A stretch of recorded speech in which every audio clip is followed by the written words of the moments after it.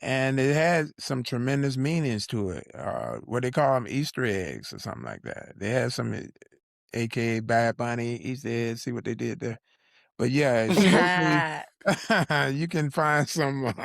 Sorry. Sarai, he's the definition of a dad joke, bro. Like, The please. But it was definition of a outstanding, dad man, joke. overall.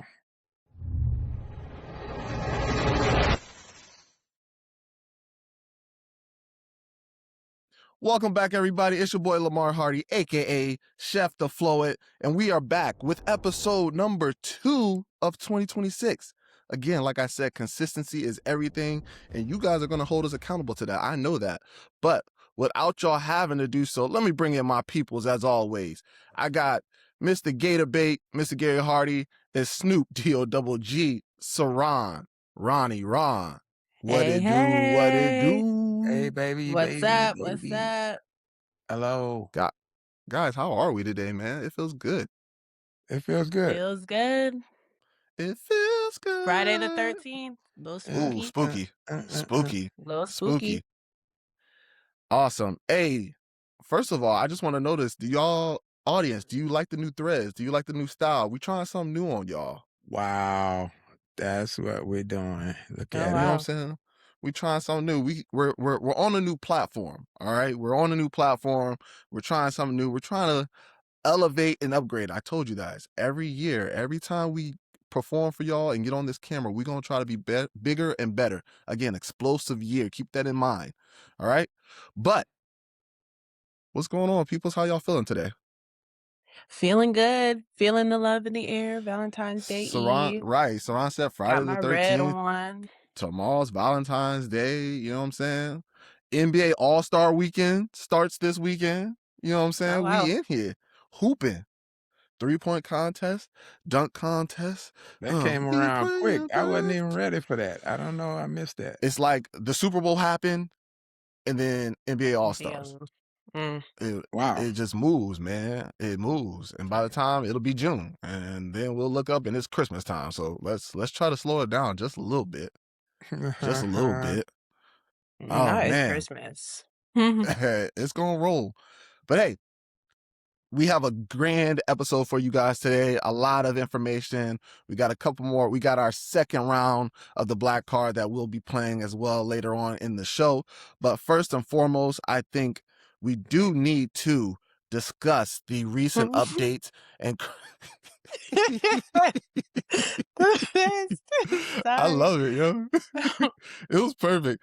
But in all seriousness, because we do gotta kind of get serious on this topic, we do need to discuss the recent updates on Nancy Guthrie. If any of you all are familiar, the Today Show for us is NBC4. I don't know what channel it is for anyone else watching, but you know, Savannah Guthrie's mother has been kidnapped and held for ransom. Hardy boy, you got the dates on when she was taken by chance on that? Yes, that's the word that's out, that she was kidnapped. And February 1st was the first day, supposedly, that it was reported that she was missing.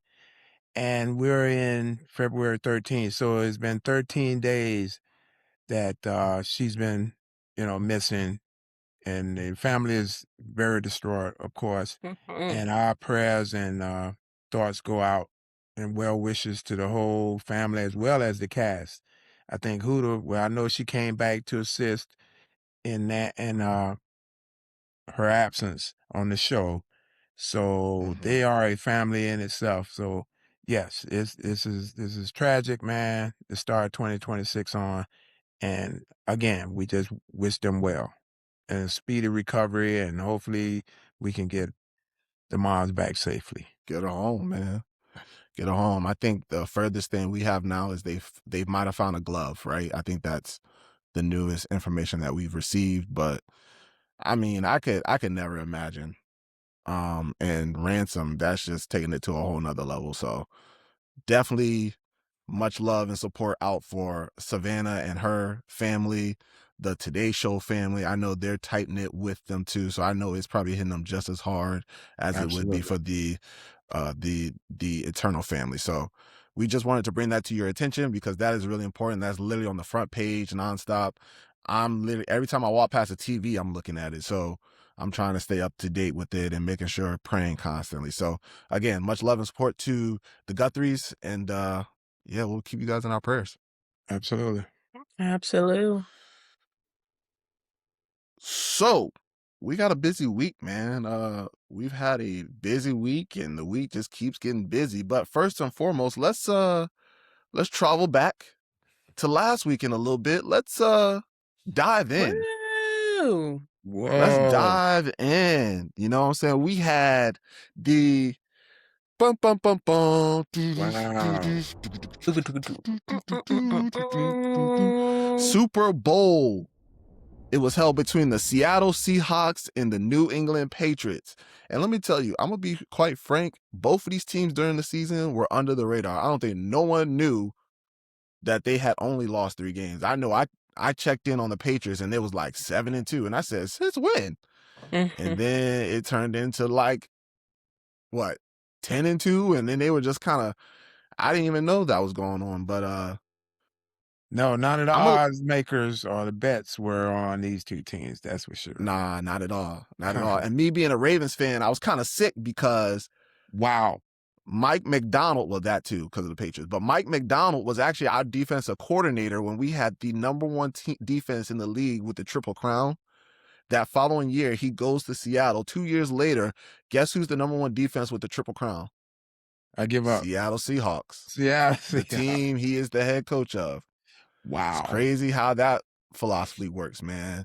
But me personally, I thought it was a great football game. I loved it. I enjoyed it. I'm a defensive player, so I know the rest of the world is probably not going to see it the way I saw it, but I had a grand time watching we have a thing on defense. We got something called Gata or Gata, however you pronounce this wrong. What's Gata mean?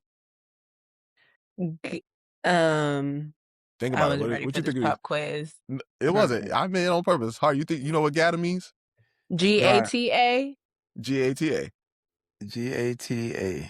I give up. What is GATA? Get after that ass. That's what that means. I knew And that's what the something defenses about was that. doing. Getting after it. Okay. Getting after it. And I love every bit of it, boy. The D line, when you got a 4-man front pressure, I'm not gonna fangirl right now. That's not what we here for. Okay. But Because I think the rest of the world prefer fireworks like, as in scores and that highlights. was boring. This is the worst Right. game. Yeah, right. Everyone said it was Until boring. it started scoring at the end. Hey, man. By then, the party, we had left the cookout by then. Right. I think people started leaving and whatnot before the game was even over. I The think discussion was the kicker is definitely getting MVP. He got all the points. broke the record or He tied. got all He the tied points. it. Yeah, Wow. he had it. I think it was like 5 field goals he needed to break the record. He tied with 4. But hey, I enjoyed the game. But you know what I enjoyed more? The performances. I think Coco Jones, she did her big one. She was Beautiful. looking stunning, Queen. beautiful. Just she did her rendition on it. And you know what I love about live performances like that is how they do like live orchestras and the chorus behind them. Them jokers be singing behind them, boy. They be doing their thing back there. Supposedly, Yeah, it's definitely a support go ahead, cast for go ahead, sure. Saran. Yep. That's what I was saying. It definitely takes a support. And it was a throwback to Whitney Houston. If you look closely, Charlie? the outfit was supposed Coco's to be. outfit. True that. It was a throwback. Paying Wasn't the homage. song? That was her song or something that she sang. Lift Every Voice. Whitney Houston Houston sang the national anthem. The Okay. Star She said Spangled Coco Banner. sang Lift Every Voice. The black. Oh yeah, national anthem. the You know black. Charlie how that goes. Puth though, I'm a fan. He did So really Charlie well. Puth, I liked it. yeah. So Charlie Puth is one of those like we kind of starting to accept him to the cookout. He can kind of come to the cookout almost, Okay. just because he's catchy. I don't know how he sings live. I think he did well for the Super Bowl, but as far as a live concert, I'm not really sure. But I do know this man can make some catchy tunes and beats, and he be doing it just like the tunes of his mouth, his phone, just sounds around him. He's like a walking producer. He could do one of those things where the little step recorders where you can record something, step on it, then record something else, step on it, record something else, the step layered on it. vocals. It's like the layered. He layers so well. Live. He layers very well. So that's his niche. if you ever listen to Charlie Puth and his songs, that's how he started on YouTube. He used to do covers and layers, and then he just blew up. And so I thought that was pretty cool to have. But of course, the main concert, the main event that everybody was waiting for, you know, Baboon. Who is that, every Sarah? Baboon. everybody this weekend was Puerto Rican. Oh, Puerto wow. Rican. Puerto Rican. Yes, sir. Definitely Bad was that. Bunny. How'd you feel about the about the performance? It was very entertaining, yes, and he kept it a buck, as they say. He kept it, culturally, he kept it in the family, of course, and it had some tremendous meanings to it. What they call them, Easter eggs or something like that. They had some, AKA Bad Bunny Easter eggs. See what they did there. But yeah, it's supposedly you can find some. Sorry. Sarai, he's the definition of a dad joke, bro. Like, The please. But it was definition of a outstanding, dad man. joke. Overall, that's my take. Yeah, I think Right. it was really good. I think it was fascinating and for sure made me want to get up. I actually did text one of my homegirls and I was like, "Oh, we got to find the Latin parties this summer. I got another homegirl Gotta moved to get Panama." active. And she said that's exactly how it is. Very, very, passionate, intense, like very live. So it definitely influenced me to want to get in these streets and maybe hit up some clubs that's got the party scene that's a little more Latin, a little more Hispanic in that nature. But it was very good. A lot of people said like that it had a lot of Easter eggs. It was very resembled like home, nostalgic for people. It really hit those historic kind of meaningful moments. So yeah. I loved it. I had some college roommates who were Puerto Rican. I currently work with a couple Puerto Ricans at my job. I just visited Puerto Rico, so Benito is they boy. He got it locked. Everybody loves some Seriously. Bad Bunny, man, and I I myself I just enjoyed the message. You could see where every instance, every scene he was walking through, even from the beginning, the piragos and like the different things that he had out there, that's literally there. That's what they do. And it was beautiful. I loved it, you know, and I just want to, kind of just speak out just a little bit on the fact that, the I understand that the language barrier probably frustrated some other people, a good amount of people. And in the current climate that we're in right now, it just causes me a little bit of strife because it's kind of frustrating to say the things that they're saying about it. Seeing that, they're saying, oh, it would have been a lot better if he spoke in English so I can understand. And, If there was subtitles if there was and subtitles, or we need American stuff and citizens, and Puerto Rico is an American. Yeah, You know what I'm saying? He's actually territory. a citizen. it is. It is. He's actually a citizen.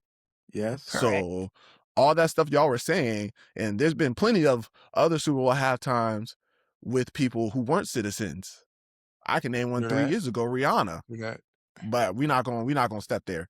You know what I'm saying? Right. Just because the Right. language and the cultural barrier doesn't fit your mold doesn't mean, you have to speak out and kind of bash it. So that's all I kind of want to say to it. I don't want to discuss anything further outside of that realm, but I just want to say, Bad Bunny, you did your big one, sir. You are, I would say he's currently globally trending towards, I don't want to quite yet put him up there with the Mikes and the Prince and Slow the down. Beyonces and stuff. But I Slow will down. say, well, yeah. And, I would say Taylor Swift and Beyonce have just now gone up there. But I would say he's kind of on that tip of where The Weeknd kind of got globally. Bruno Mars has Right. kind of passed that, but where Bruno Mars initially hit. So it's now time to see in the next few years if he can retain that and just keep elevating, because Right. Because for now he is dominating. he's the baddest dude out right now. He's Yeah, the yeah. baddest man out. He just won Album of the Year at the Grammys. That was crazy. So And he's streaming hey, crazy. like billions or something, if I'm not mistaken. He's Yeah, everybody is traveling. I had a couple friends actually travel down to Puerto Rico, but people saying they need to get Jay on the line and make it every halftime show need to be a cultural one. Now I'm ready for next year to be Jamaican or something. Bring Vibes Cartel. I'm trying Someone to said hear they need to bring the K-pop because K-pop is like blowing up right now. They say K-pop need to be the next thing we bring out. So each year I want to dive into a new culture. That's kind of cool. hey, but So, I mean, isn't that the basis of what America's built on? Is the great melting pot? You would think and we would be open to that.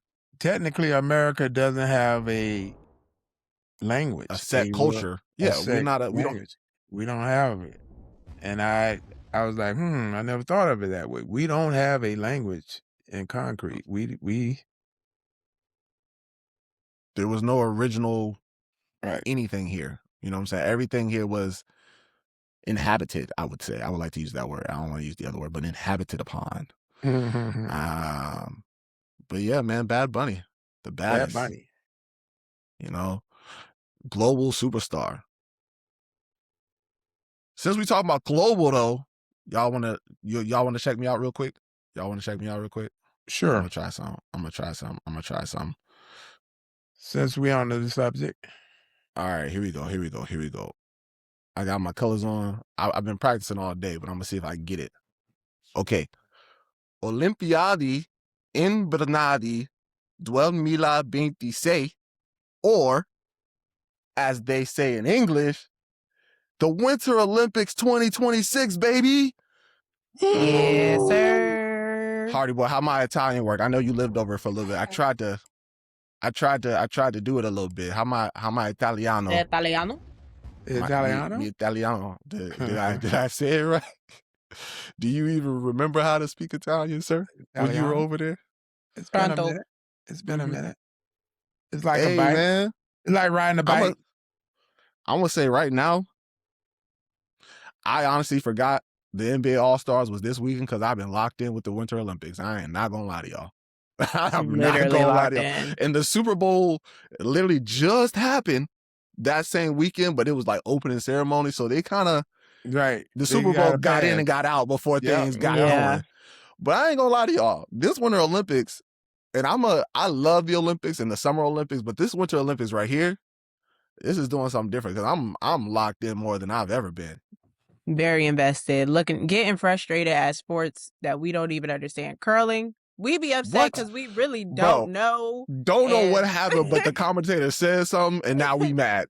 He's like, oh, we just lost 2 points. We lost 2 points. What about the hammer?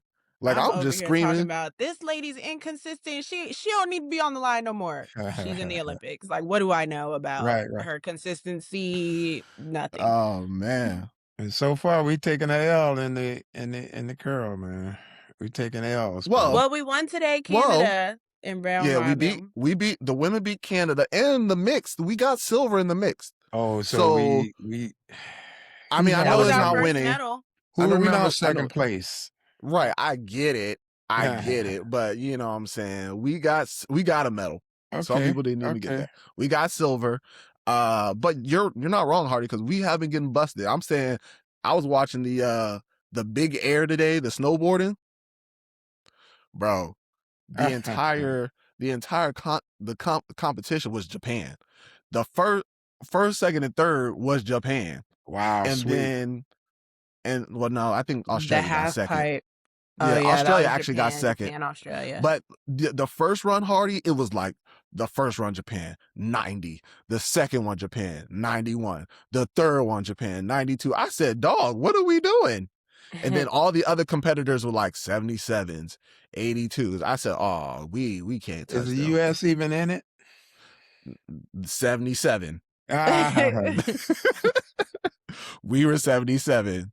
Yeah. We are competing. We are in the event. Yeah, we made it to the 8, if that counts. You know what I'm saying? We are one of the 8 people competing. But and then, you know, Chloe Kim was our shining star for the big half pipe for the women's, and she was first. But I was watching it, and this Korean girl who she actually mentors from South Korea, she mentors her. She's 17 years old. The girl, you get three chances. girlfriend hit it hard on that first one, and she was down for probably like 5-10 Ooh. minutes.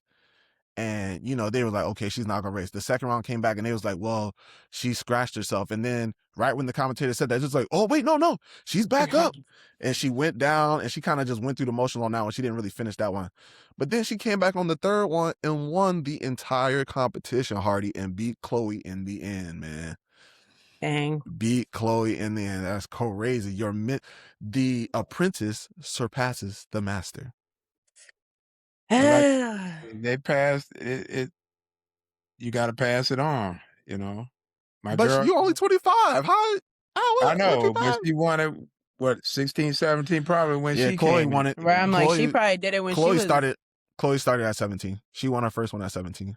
And then I think she Speaking of won it. passing the torch, Lindsey Vaughn, what is her name? Yeah, Lindsey Vaughn. It's about time for that shawty to and I think they said it's done. It's done. The dad It's came done. out. The It's dad, done. I saw it. They spoke about how she has 2 surgeries. Yeah. And she fractured her tibia. And she didn't come out and say it, but dad was like, so this will be her final one. Yeah. He You gotta said, save her from herself because she keep trying to this will be be her. rebuilt because This one was of her her final. knees is empty now. She doesn't even have something. A Well, she had ACL or just, something. and what's crazy is she had just gotten hurt in January, came back, and in the beginning of February tried to do this. And what's even crazier is there's a commercial going out talking about these are the people who no one believed I could be back except for these like 6 people. And it was a cute little commercial. And dang, if you don't make it to the actual event, baby. I mean, if that's not give it your all, I Yeah. don't know what is. That's what I was gonna say. You gotta tip your hat to You her, gotta man. live by it and die by it. If you They're bad gonna it, have to bad it. carry me off the mountain. Yeah. Literally, So they had to carry her off the mountain, man. But yeah, she's one of the great ones, man. She still looks good, but yeah, Father Time is undefeated, man. It will and what is Father that? Time 40? is 40 is old for the sport? she definitely in her 40s now. Jeez. Yeah, she's old, bro. But that's been going on. I think another one. What's another one of my favorite events that we've been watching? The snow cross. I like the snow cross when they race. The snowboard cross is like 4 of them, and you race like you snake down the hill. Them jokers be eating them curves and passing each other, and like some will be tripping each other but not tripping each other. That's one of my favorite events to watch. Of course, hockey. I think we beat Italy today Oh, the by. speed skate. Yeah, I was thinking Um, about the speed Yep. skating. I don't think That's cool. Aaron Jackson. I don't think she placed for the I don't think she 1,000, placed. but In the she 1,000, the places. 500 is a thing or something like that, right? Well, she does both. She does 500 and the 1,000, and she didn't place for the 1,000. I think the 500 is on Wednesday Right. the 15th. Wait, when's the That's 15th? the Sunday? short. That's what she Mm-hmm. wanted the goal last time Yeah, in she the won the gold in 500. the 500. On the men's side, I forget his name, but one of ours won the speed His name's like skating. Stoles or something like that. Joe something, So but USA Stoles. won that. Yep. USA did win that. And I have the medal count right here. The medal count. So currently we sit in 3rd in total medals. So Norway has 18 medals. They have 8 golds, 3 silvers, and 7 bronze. Italy, hometown, way to go, hometown. Has got 6 golds, 3 silvers, and 9 bronze. They're tied for 18. And then we're 3rd. So that's kind of cool. You know what I'm saying? Again, who remembers 2nd and 3rd? But we're How 3rd for many medal goals count. we have? We're carrying We the got silvers. we got 4 golds. Yeah, we have the Oh, most silvers. We got 7 silvers. okay. We got 7 We're carrying silvers 2nd place. Yeah.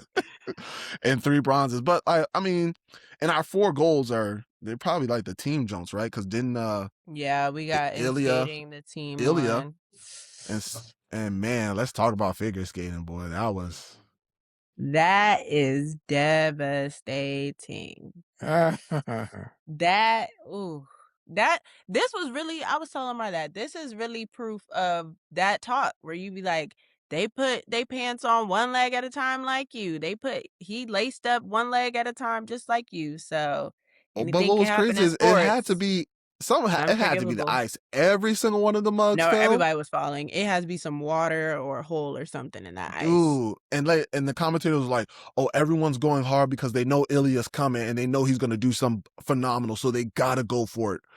And the one dude who won didn't really do nothing. He was doing some he was just skating in circles and then did like a little spin and got first place because everybody else fell. God. I said, "Oh no!" But yeah, Ilya, man, a lot of pressure on the kid. 21 years old, the hometown. Yep, down the road from us, hometown. Man, it's crazy though to see how you put all that work in. Like Saran said, he won everything the last 2 years. He comes in this year, just knows it's his, and he fell not only once but twice. Didn't even complete what he know. Quad God couldn't even get us a quad. God. He wasn't even comfortable doing that. Wow. You could tell he was definitely very hesitant. He was hesitant during the interviews, and figure skating, one of them sports, none of these winter sports you can hesitate in because it's actually dangerous. So you really got to be all or nothing confident, like committed. And he wasn't committed, in my opinion. I don't think he was committed for real. That stage, man, like you said, you won and done, man, and you only get one shot. That's the scariest thing to me. You only get one shot. Yeah. Oh my goodness. Bro, I'd say that about anything in life. There's no respawn. There's no restart button. You can't go back. Like, it's wraps. Like, if you don't get it now. And I know we sitting there saying, "Oh, he's only 21. He'll be back in 4 years." Da da da da da.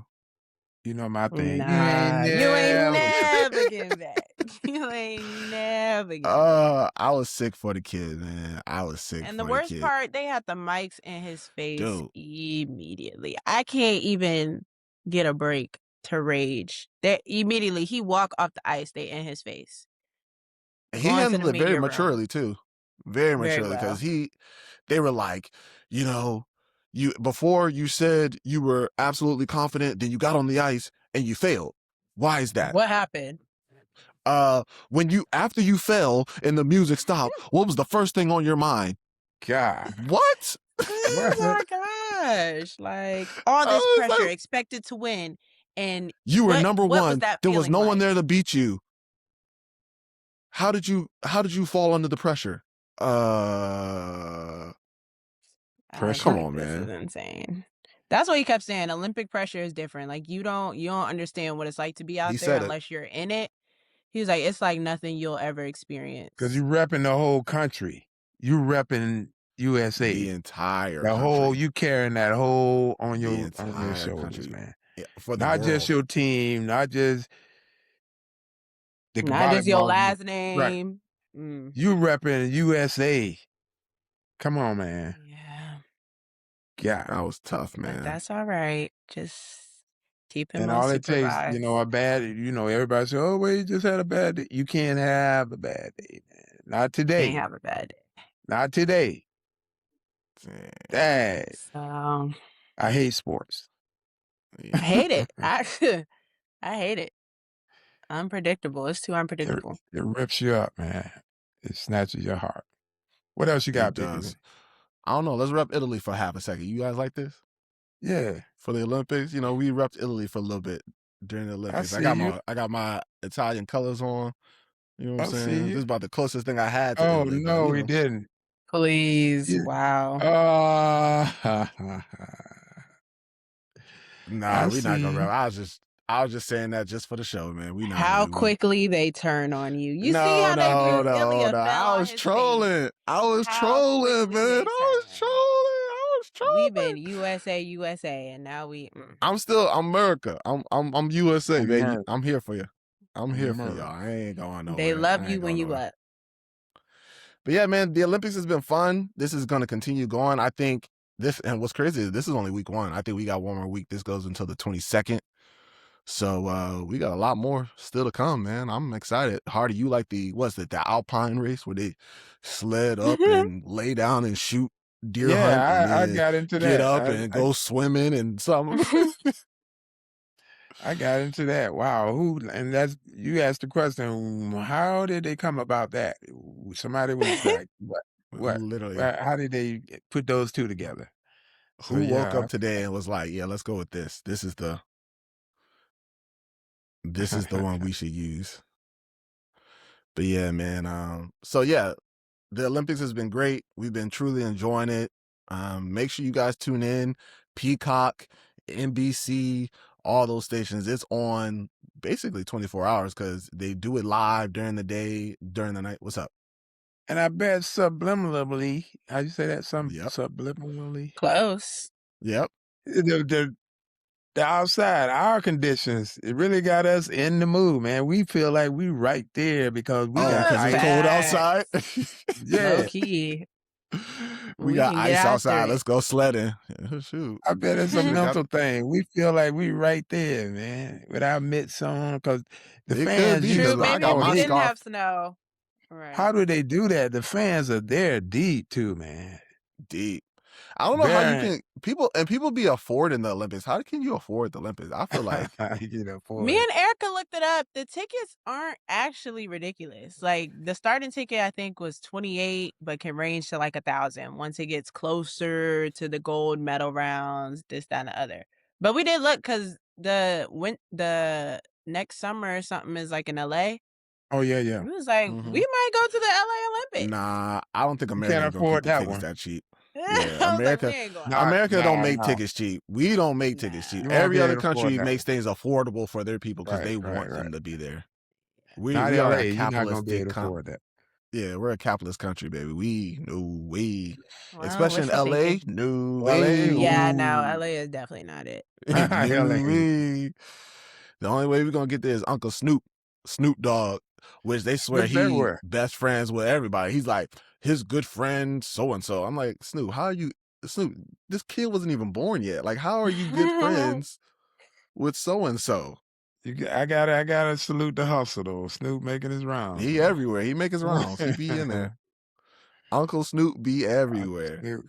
But there's no better way. If you ain't got what else you got to do in life? You've done it all. So why not just Facts. He's basically retired. might And as you, well. like you say, when you get it while you're hot, and right now his iron is on He fire, hot. man. He hot. He's definitely hot, man. But yeah, man, the Winter Olympics, the best thing out right now. If you all get a chance, tune in. Like I said, NBC, Peacock, it has everything. They start our time at midnight because it's like 8 o'clock over there. It's playing all day, and then they do the replays at night if you missed it during the day. So you gonna see it. So that's good. So all right. I think it's time for the fun part. Y'all ready? Yay, fun. Y'all ready?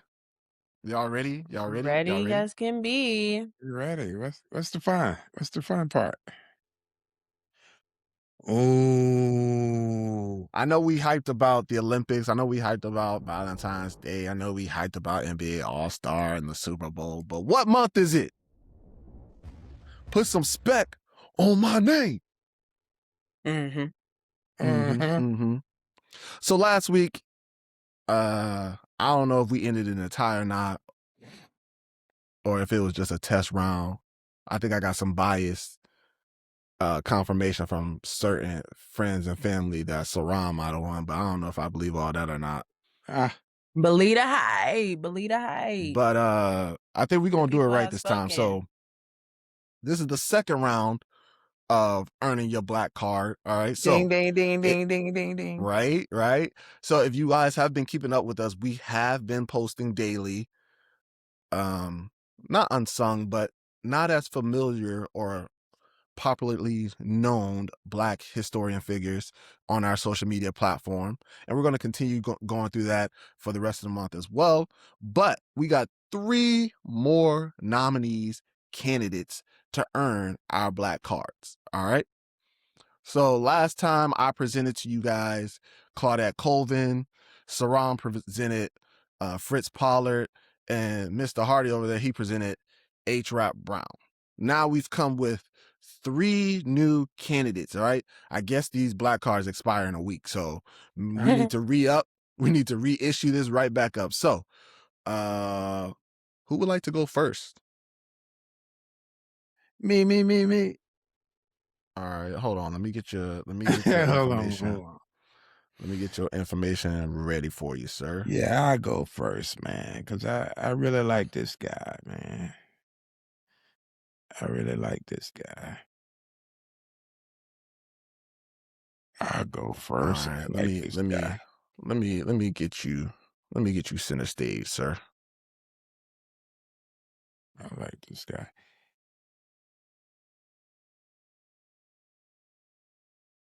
All And what right. this really does, I like this guy. I like this guy. Do you like this guy or do you? I do. I like this guy. I really Okay. do. All right, Hardy boy, you ready? I like this guy. Yes, I'm ready to go.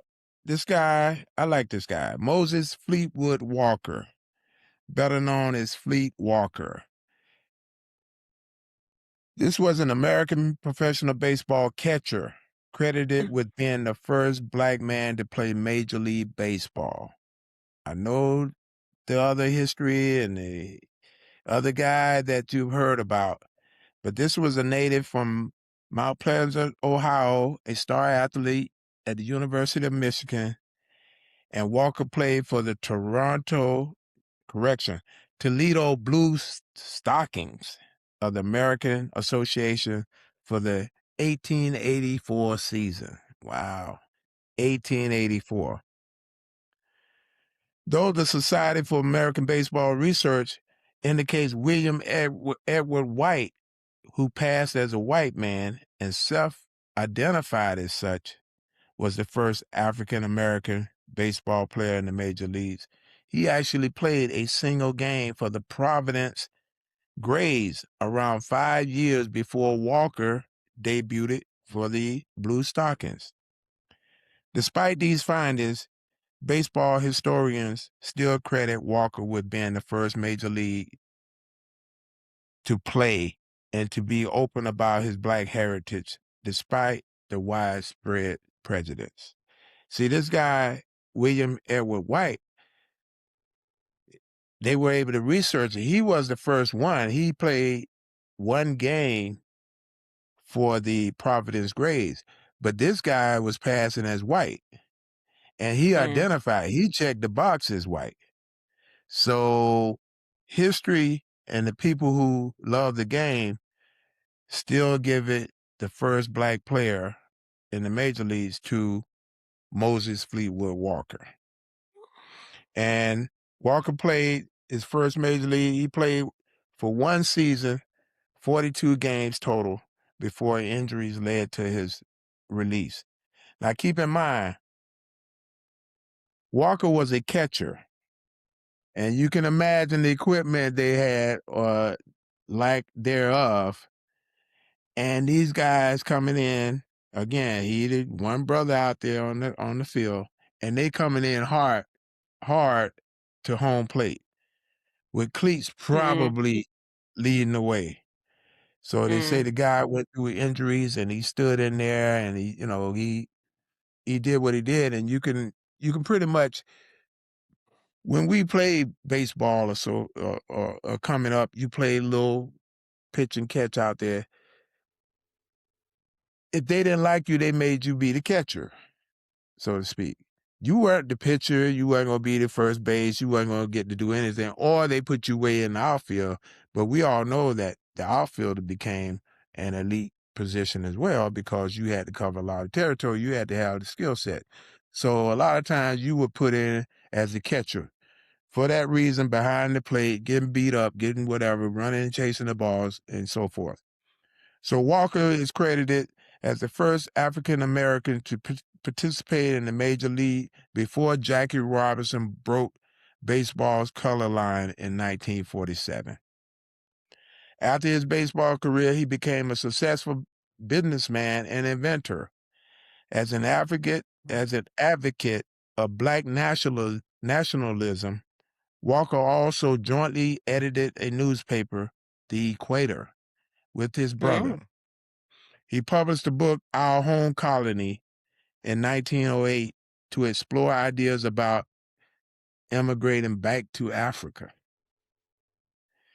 He died in 1924 at the age of 67. Audience,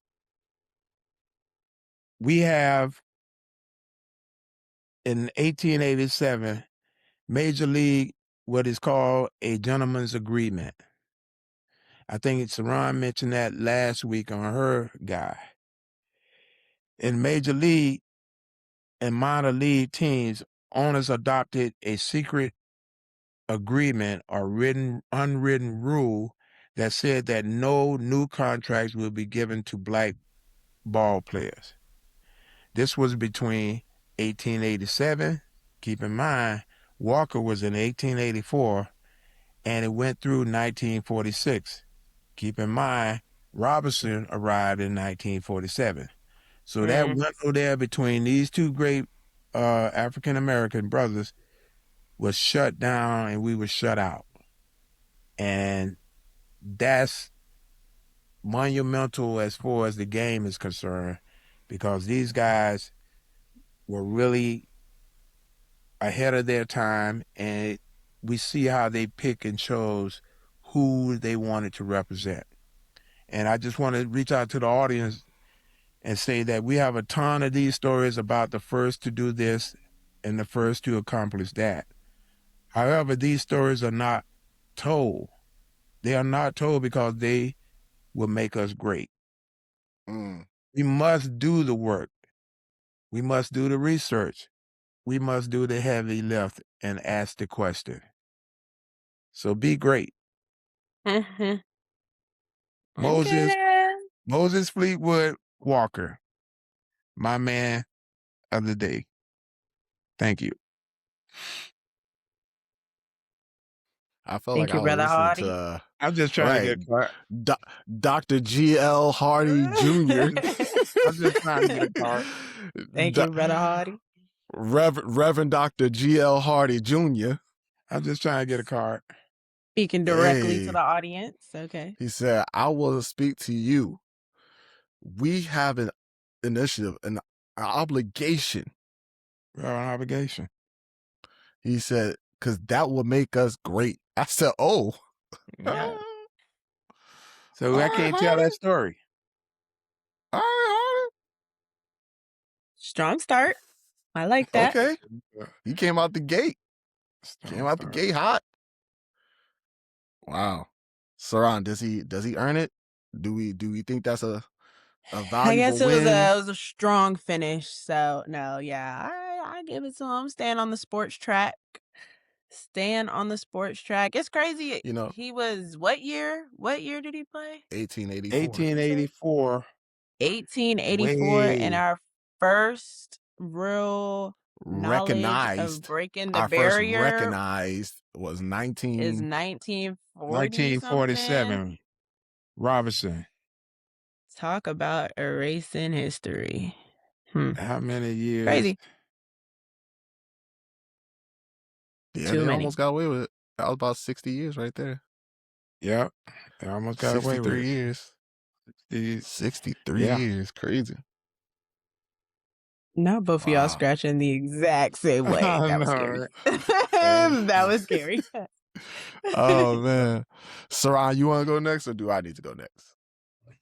You got it. I guess I'll finish it. You go next. All right, let me pull up my photo. All right then. We can do it. We can do it.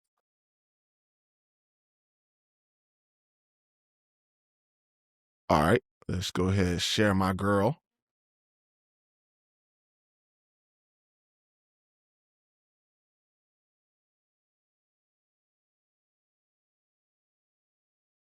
All right.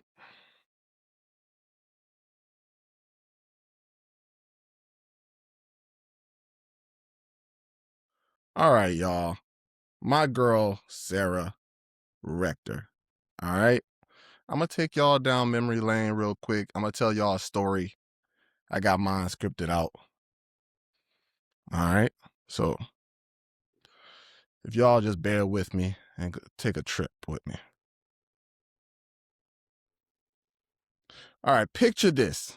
It's 1913. America is deep in segregation. Black families are fighting just to survive. And an 11-year-old black girl suddenly becomes one of the richest children in the entire country. That girl was Sarah Rector, and somehow she's still not recognized as a household name. While others were historically in the spotlight, Sarah Rector was out here breaking generational ceilings before she even hit middle school. Oil was discovered on her land that she was given 160 acres of it. And overnight, she went from poverty to earning the equivalent of hundreds of thousands of dollars a year. Her wealth was so shocking to the system that Oklahoma officials literally tried to take control of her money because they couldn't believe a black child could legally possess that kind of wealth. And here's where the story gets even more powerful. Historians point out that Sarah's case exposed the racist and predatory guardianship system that targeted black and native children with profitable land. She was forced under white guardianship, charged outrageous management fees, and even had to petition the courts to access her own money. Newspapers sensationalized her life, spreading rumors and treating her like a spectacle instead of a child. But despite all of that, Sarah Rector didn't crumble. She strategized. As an adult, she turned her early oil wealth into real, tangible investments. Here are some of the things she did with it. She built a real estate portfolio across Kansas City and Oklahoma. She owned and operated a restaurant boarding house business. She invested in railroad and bank stocks. She purchased government bonds. She created jobs and supported her community. And let's be clear, there is no record of Sarah exploiting anyone. Her story is about surviving exploitation, not causing it. She took a system designed to strip her of everything and still managed to build a life of stability, generosity, and quiet power. So, why is she an unsung hero? Because her success didn't fit the narrative America wanted to tell, because she wasn't a celebrity, because she was a black girl who became wealthy in a country that didn't want to see black wealth, because her story forces us to confront how many other black children were robbed by the same system. Sarah Rector isn't just a historical footnote, she is a blueprint for black entrepreneurship, a blueprint for resilience, a blueprint for turning opportunity into legacy even when the world is rooting against you. So in my opinion, if we're going to talk about impact, innovation, and inspiration, Sarah Rector isn't just the conversation, she is winning the entire category. And I think it's just about time we say her name with some of the energy we give to every other giant black historian figure in the game. So, I present to y'all my nominee, my candidate for earning my black card, Miss Sarah Rector. Sarah. Okay then, Sarah. Wow. No, never heard of Sarah, man. Wow. So I think that story is great. And actually, I actually came across it really last year. So last year, a movie came out in theaters called Sarah's Oil. And I actually just rented the movie, or I bought it on Amazon Prime. So you guys go back and watch it. I bought it on Amazon Prime, Sarah's Oil.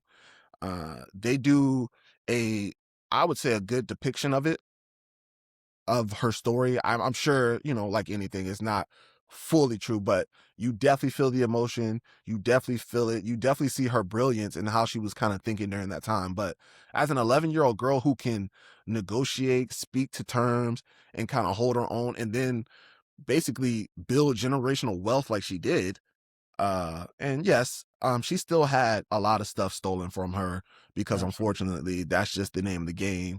But for her to keep the stuff that she was able to hold on to and to turn it into the thing she did, I mean, that right there just shows me that anything is possible.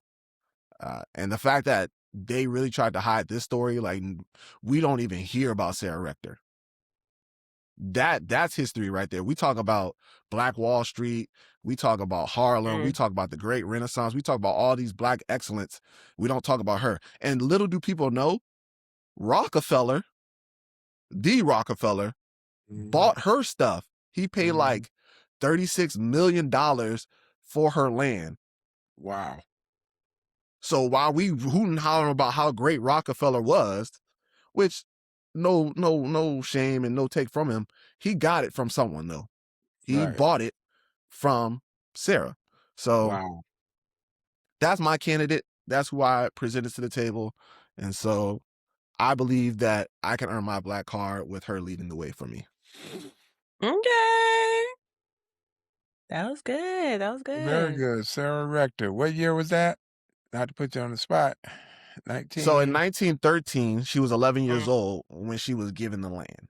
Right. So there was a thing that was going on during that time where they were giving land out Right. to children, actually. And at the time, it was just like, oh, that land is dry, it's barren, ain't nothing out there but lizards and blah, blah, blah. Right. We can't do nothing with it. So you just let them go out there, basically. And it's like, basically like, hardwood, the sharecropping and doing that kind of Yeah. stuff. Yeah. But little did they know, there Wow. was an ocean up under there, an ocean of Wow. gold. Oh yeah, that's right. She struck oil. That's crazy. Man, that'll do it. That would definitely do it, man. Very good. Very good. Very good. Thank you. That was I was holding on to that one. I kept that in my back pocket. I didn't want to use that one just yet. That was Yeah. my secret weapon. I didn't know about Sarah. Yeah, that was very good, man. Wow. Wow. We're amazing, right? It just and that's what I enjoy most about this game is forcing us, even as Black people, to dig and dive deeper than what we know. Right. But all right, Snoop, let me get your stuff set up. You know what I'm saying? Let me get you right. Kind of staying on theme a little bit too with the entrepreneurship and Black wealth. So, hey, my person is Robert Sangstack Abbott. So he is credited for publishing the first Black newspaper, or like one of the strongest newspapers in the Chicago area. So he was born 1868, and he attended the Hampton Institute in Hampton, Virginia, and studied printing. He also went to Kent College of Law and obtained his law degree. However, he found difficulty in employment, obviously due to race and everything. So he kind of steered back to the journalism track and went that route. And so he is the founder and editor of the Chicago Defender, which was a weekly newspaper that dominated the Black press, with one of their regular contributors being, and longtime regular contributors being, Langston Hughes. So that should tell you how major this was off rip. Mm-hmm. This was founded in 1905, and within the decade, this newspaper became the most prominent African American newspaper across the U.S. Within 4 years, the sales and viewership actually quadrupled, jumping from 50K sales and all of that in 1916 to about 200K by the time they hit 1920, and it only continued to rise from there. This newspaper consisted of political informations as well as keeping up with the social and entertainment climate during that time. Something that was significant within this newspaper is that he actually refused to use derogatory language when referring to our brothers and sisters. So there was no using the words colored and Negro in his papers. He completely banned that, and instead identified us as the race, which is like, we are the race. I thought that was pretty dope. Um, Also, he kind of promoted the fight for equality and encouraged Black Americans to fight for their equality, and promoted the anti-lynching slogan, which was, "If you must die, take at least one with you." That was real. Malcolm I X like definitely would have been up on that. That's real. Um, but yeah, he also had, yeah, sit with that. Um, He also had a major influence on the Great Migration, which we know is when there was an influx of Black Americans coming from the southern states up to the north and expanding and, collaborating, mixing and mingling like that.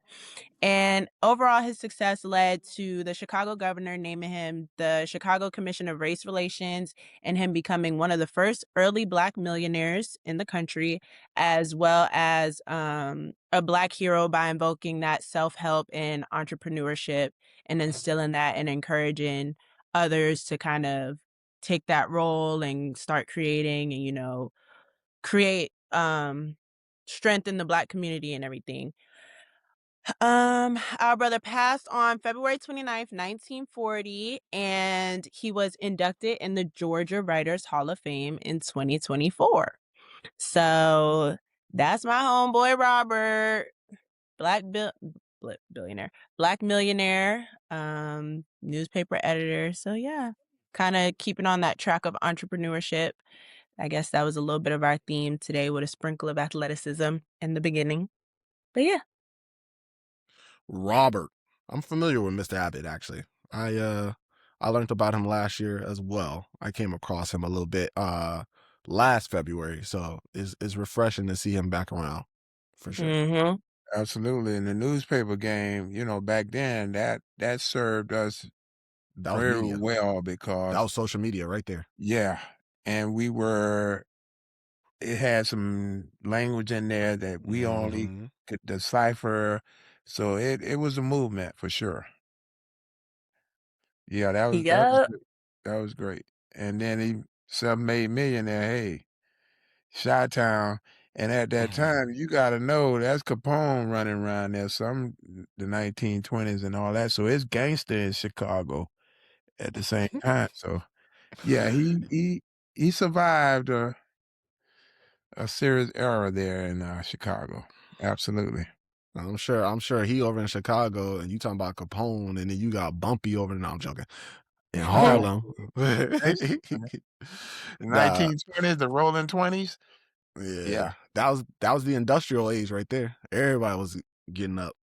But Mhm. awesome, you guys. I think this second round went really well. So audience at home, again, we're gonna post this on the site, on the YouTube, and on our social media. You guys, please go out, vote.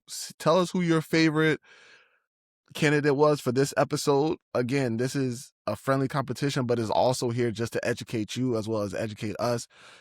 We will post these on our daily post as well as the rest as we continue on through the rest of the month of February.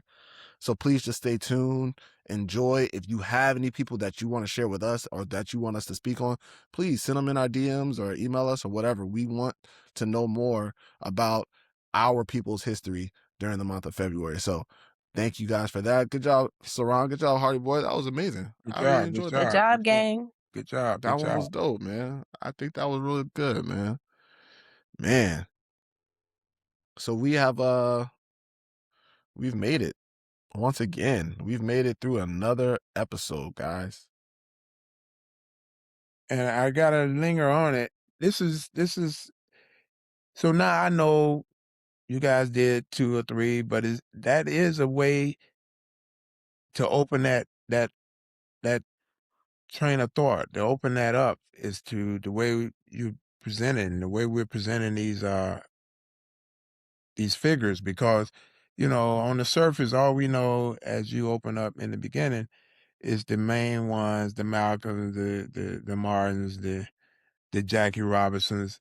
But there are people way in front of them, man, that we have no clue about, man. At Way, all. Yeah. oh my All we goodness. know is the civil rights movement. That's all Which they is got. The tragic. civil Like, rights movement. we know Harriet Tubman, the Civil Rights Movement, Nat Turner, Facts. you know, Madam C.J. Walker, Right. like the big household names, but there's a lot of Right. people who inspired these people that Yeah. we are not even harping on. Like, we're thinking that these people are inspiring others. No, no, no. They were inspired by some of these other people who were doing stuff way before them. Way before them, man. Golly, man. My Way God. before them. 1884. That's 70 years for That's Jackie, y'all. insane.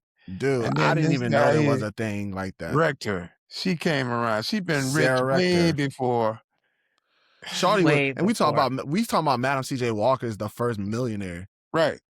False. Well, But actually, they when ain't was tell Madam us that. C.J. Walker? It might not be false. Actually, was Madam C.J. Walker No, 1800 she's or supposed to have been 1900? the first. Well, I don't mean it derogatively. I just But what No, mean Madam they year? C.J. don't tell us. Walker was the first. She was the first millionaire, I Yeah. think. But I'm trying to figure out what year though. Madam C.J. Walker, millionaire. And this girl here, if you put together the amount of oil she had and what it would Oh yeah, be, Madam C.J. Walker was older than her. Yeah. and she Okay, so was Madam C.J. speaking Walker for too. Yeah, because Madam C.J. died in 1919. Sarah Rector got her thing in In 1913. So yeah, 1912 or something, yeah. 1912. So Madam CJ still the number one. Okay, Okay, we not okay. disrespecting you, Madam. We just need Not at to. all. We just need to fact check. I'm all about fact checking. But even still, at 11, And it's crazy eh, they made her be adopted by a white family or something. so she's still no. So the way and I didn't explain that. So I'm glad you went back. So the way the guardianship worked is they gave you land, but what they would do is when they found out that kids were coming up with oil and striking it, that was like, oh, dang, we done gave them land, we gave it away. And talking about they gave the deed away. Once you give that deed away, that is a legitimate title. Right. Like you can't come Ownership. get this.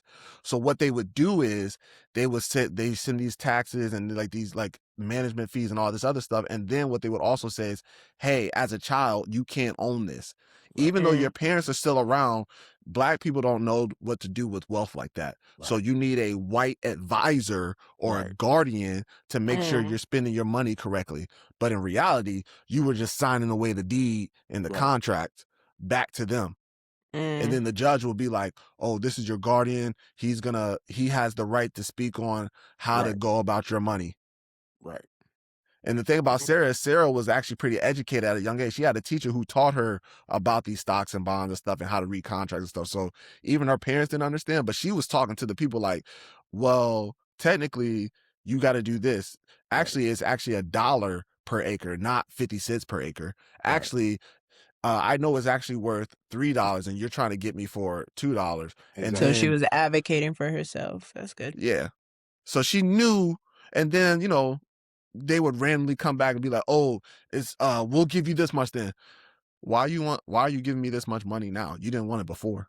Right. Because you know something now.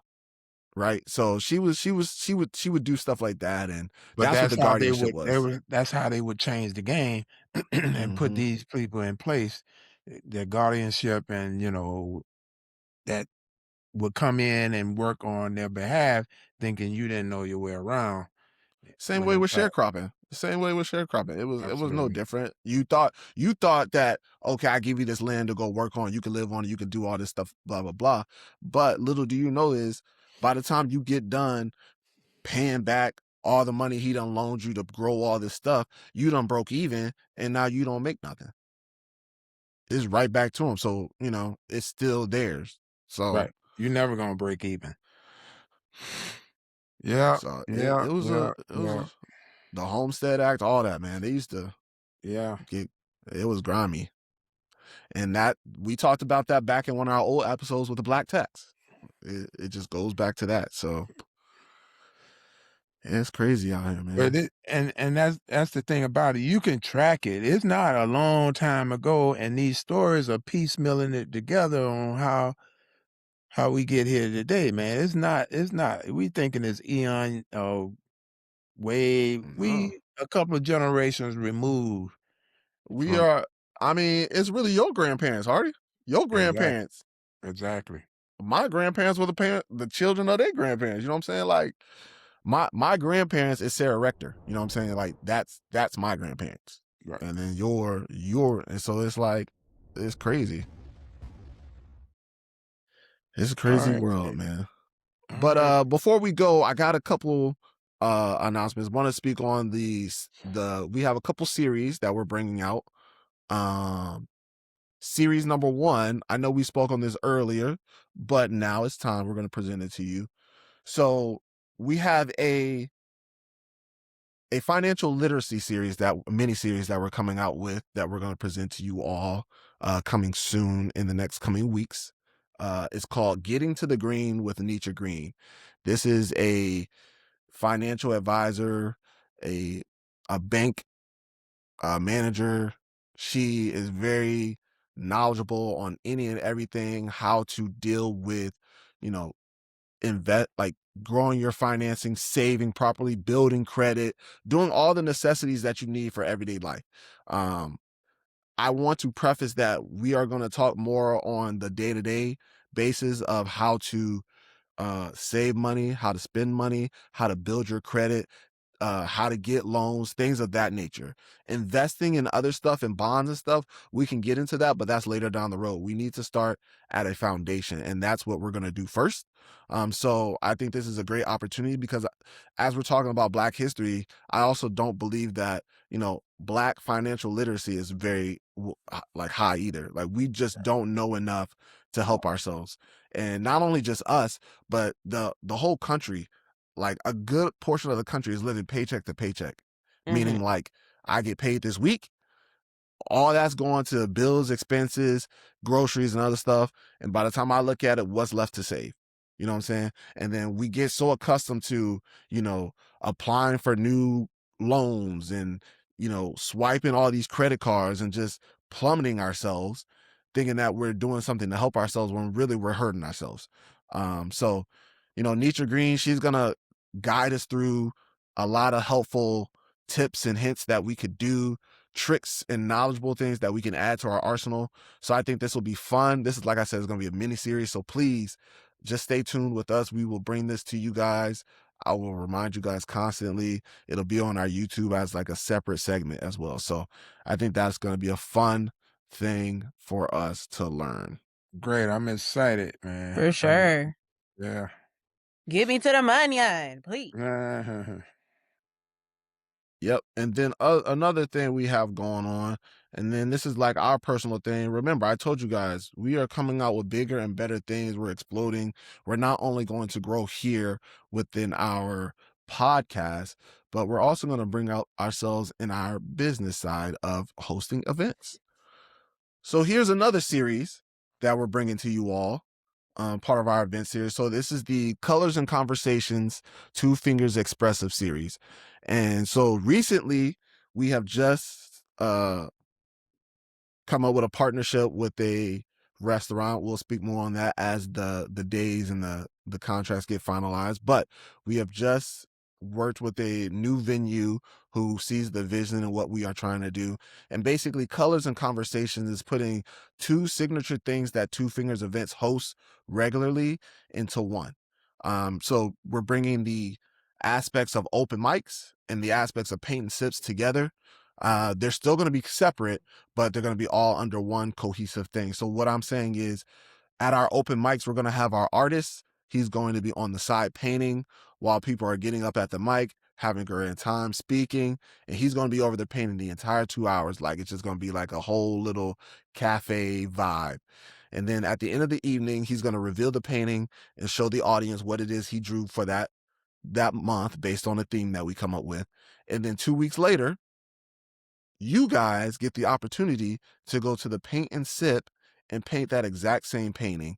And Wow. then at the paint and sip, we'll be doing some things, giving out incentives, raffling off some things to bring you back to the open mics and whatnot. So they're going to work cohesively. They're going to work hand in hand. We're going to come up with a program where, if you go to both, there'll be discounts to something else later down the next month, or, punch cards or something beneficial at the venue. So we're working all the kinks out, but this is where we're heading for 2026, hoping to grow and continue and adding more things to it possibly, or just bringing more things under the Two Fingers belt. So we just want you guys to stay tuned for that. But yeah, those are the two series that I got for y'all. Very cool. Very. All right. And last but not least, before we get up out of here, because first of all, I want to preface that we did kind of miss it last time because we were so excited to be back. But we always got to make sure we do what we're supposed to do. And I'm going to make sure of that right now before we sign off.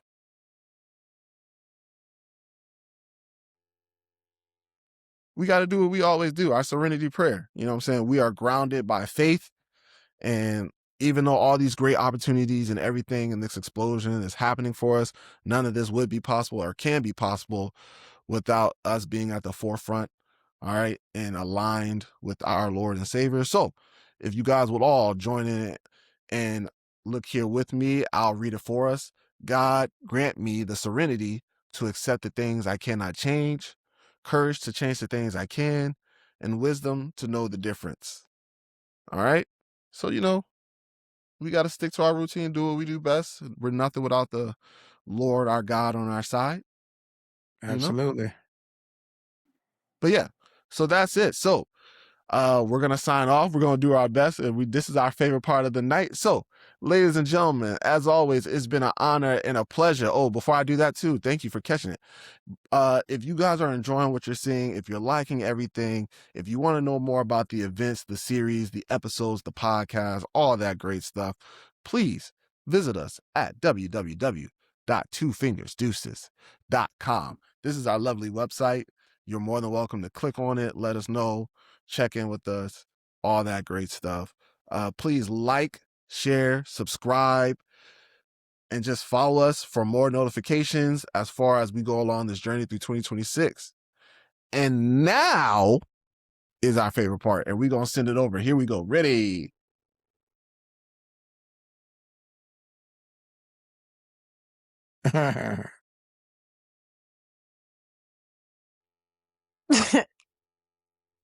Go. Two fingers, peace and love. 2 fingers, 2 up, 2 down. 2 fingers, deuces, and we are out. Ladies and gentlemen, we are back. We look forward to seeing you guys in the next episode. Thank you for joining with us. Peace. He got some new ink. Y'all saw that? He got some new ink. You saw he did a plug. Nah. Don't do that.